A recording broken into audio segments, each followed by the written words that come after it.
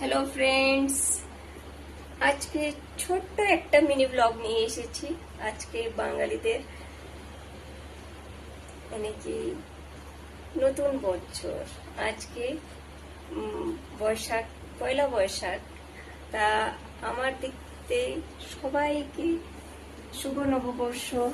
আর আজকের থেকে যে আমাদের বাঙালিদের নতুন বছর চালু হয়েছে, ঠাকুরের কাছে কামনা করি কি আপনাদের সবাই জানি মানে এই বছরটা খুবই ভালো যাক, খুব সুন্দর যাক, আর সবাই শরীর সুস্থভাবে এই বছরটা আপনারা কাটাতে পারেন।